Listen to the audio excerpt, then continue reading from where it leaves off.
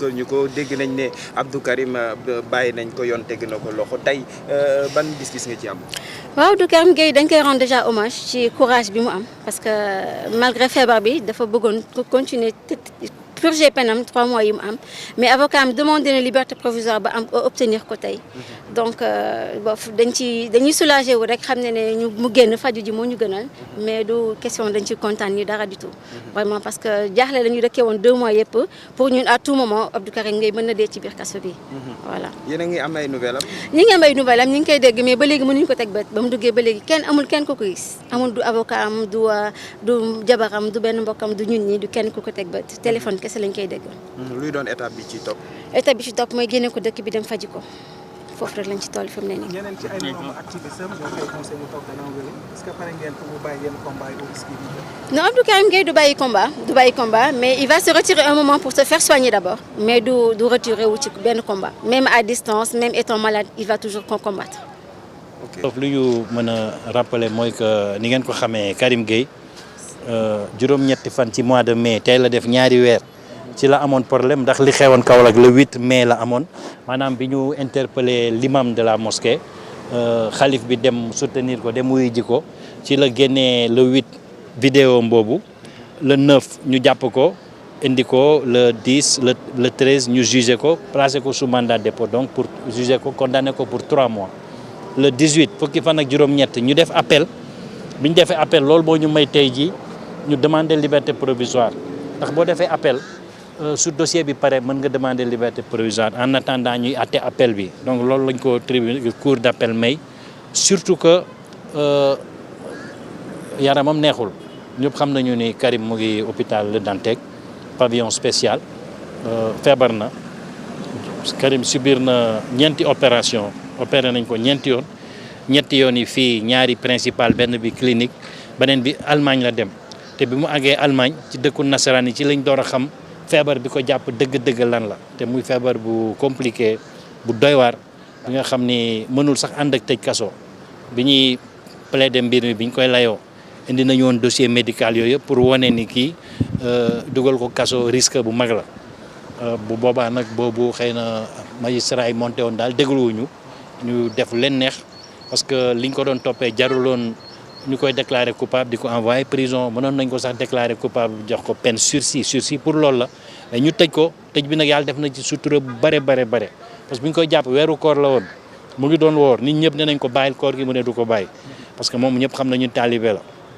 loolu moo ko ci dugal sax parce que bi mbir bi amee Kaolack il a réagi plutôt en talibé réaction métti woon na tàng na jër mais c'est normal parce que foofu jullit bi ci période bi ñu toll bépp jullit soxla na sa jàkk sax moo ëpp doole hôpital ci période bi ñu toll donc bu ñu tëjee jàkk yi interpeller sa imam ñu ne sa xalif dem na ji aussi police mën na dofaloo nit loolu moo taxoon mu jaxasoo te loolu war nañ ko mën comprendre surtout que ci diggante bi président de la république wax na ak sénégalais nii jàkk yi ak église yi wax naa nañ ko ubbi donc procès biñ koy def président ordonné na ñu ubbi kii donc le procès était donc sans objet jarut loon sax àtte voilà mais terewul vraiment dañ ci boole coxor xaw ma lan la mais 3 mois yi ñu ko tëddal nii yàlla moo def sutura parce que mënoon na jur leneen lu gën a grave. kon tey daal mbir bi war nañ ko mën a jugé waat.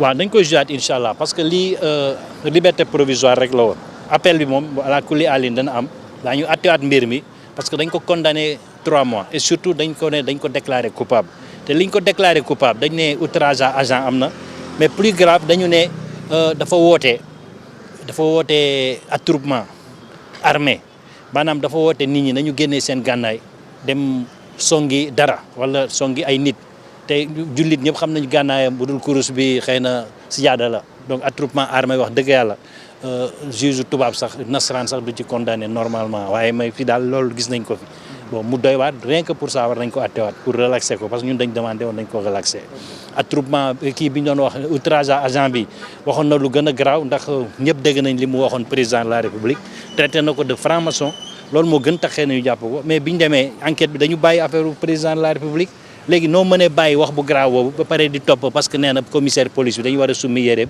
tër ko duma ko ndax li mu convoqué imam beeg xalif bi loolu de lañ ko jàppee te loolu wax dëgg yàlla 3 mois ferme bi moom saf na sàpp daal waaw mais incha allah dañ ko attewaat soobee yàlla. nag Konté dem na ci biir ba feebar dal ko ci te tamit ñu ngi santaat yàlla bu baax parce que Karim ñun suñu famille ñun maanaam Sénégal bi yëpp ñun ñëpp même suñu famille ñun fier nañ ci moom quoi ndax jàppewuñ ko ndax sàcc wala agression du Ino du Alex du kenn dañ ko jàpp parce que ci yoonu dëgg la nekk. di ko sante yàlla nag quoi mënoon ne am riiru àdduna ci leneen ci lu bon ci jaay drogue wala ci leneen ak leneen wala ci comme lii di xew ne scandale yi xew ci réew mi nii mais ñuy sante yàlla bu baax Karim ci liñ koy téye mu nekk ci yoonu dëgg kese. alhamdulilah quoi loolu laa tey bàyyi biñ ko bàyyi ban gis-gis nga ci am. waaw non parce que non lii tooñ la quoi amul bàyyi nekkul loo xam ne dañ ko jàpp ci loo xam ne dafa garaaw wala dara tooñ la dañ ko tooñ après ñëw bàyyi ko ci nii après mu feebar ñu xam ne xamatu ni ñuy def ñu bàyyi ko quoi mais teguñu ko fenn dañoo def rek li ñuy def quoi ñoom. waaw teguñu ko fenn bii moom tooñ la jàpp la tëj la. mais am nga ci mbégte. non am na naqar laa si am ndax ku sañoon tey sa frère buñ ko tooñee tëj ko da ngay am naqar tey ba bu génnee nii naqar bi ngi suñu xol ba tey Karim waruñu ko téye ndax ay affaires yi quoi waaw. Mes premiers mots d'abord sont un hommage, en reconnaissance du courage de Abdou Karim Gueye, qui est vraiment un homme tenace et brave. Hein, voilà. Donc cela fait 61 jours déjà, 61 jours qu'il a été arrêté et condamné. Voilà, aujourd'hui il a obtenu la liberté provisoire. Une libération, certes, mais qui est vraiment un mot qui reste chargé d'amertume quand même. Parce que voilà, parce qu'il est carrément recouvert d'angoisse, hein, une angoisse vraiment quotidienne, durant ces 61 jours, ces 2 mois exactement, vraiment. Et puis voilà, à chaque fois on pensait qu'il n'allait pas s'en sortir. Voilà. Aujourd'hui libre, vous êtes soulagé? On est soulagé, mais pas content. Pourquoi? On ne peut pas être content quand même, c'est tout, c'est juste une liberté provisoire. Voilà. Et vous avez eu de ces nouvelles? Oui, on a eu de ces nouvelles quand même. Comment il se porte? Pas trop bien. Son état se dégrade de jour en jour, comme on vous l'a dit ces derniers jours. Ouais. Quelle sera la prochaine étape? Certainement l'évacuation. Voilà, on s'attelle à ça en ce moment. Hors du pays? Hors du pays. Oui, c'était la 3e chambre correctionnelle, présidée par le juge Bara Gueye, qui donc a statué sur le dossier de M. Abdou Karim Gueye, seulement sur le volet liberté provisoire. Parce que vous savez, il avait été condamné le 13 mai à une peine de 3 mois d'emprisonnement. Et vu la diligence des services du greffe, du parquet notamment, et surtout du parquet général, nous avons eu à remercier pour cela monsieur le procureur général. L'affaire venait donc en liberté provisoire, donc pas sur le fond. Nous avons donc insisté sur l'aspect humanitaire qui s'attachait à l'urgence de le libérer. Nous avons été entendus, d'autant plus que le représentant du parquet général à l'audience n'a pas fait d'objection. Et donc nous sommes tous arrivés à la même conclusion que l'état de santé de M. Abdou Karim Gueye était totalement incompatible avec son maintien en détention dans les locaux du pavillon spécial de l'hôpital Le Dantec. Et que, donc, puisque je ne dirais pas que le pronostic vital est engagé, mais puisqu'il vit des souffrances indicibles avec un mal chronique qui risque à tout moment d'avoir des complications, je pense que donc il faut se féliciter de cette décision qui a été rendue, donc de le remettre en liberté. Voilà. Qu'est-ce qui reste à faire? Non, du point de vue judiciaire, l'affaire elle-même doit être rejugée quant au principe même, parce qu'il conserve le bénéfice de sa présomption d'innocence. Or, le tribunal l'avait jugé coupable de double délit comme outrage à agent et provocation à un attroupement armé, comme si le fait d'inciter les musulmans, de les appeler à sortir, à les prier, en étant munis de leur chapelet et de leur tapis de prière, c'était des armes non conventionnelles. Voilà donc pour la stupidité de cette décision. Rien que pour ça, cette affaire doit être rejugée. Et donc, comme nous l'avons demandé, Karim Gueye doit être lavé des souillures de cette accusation. Maintenant, ça, c'est le fond de l'affaire. Pour l'instant, ce qui reste, c'est qu'il a interjeté appel.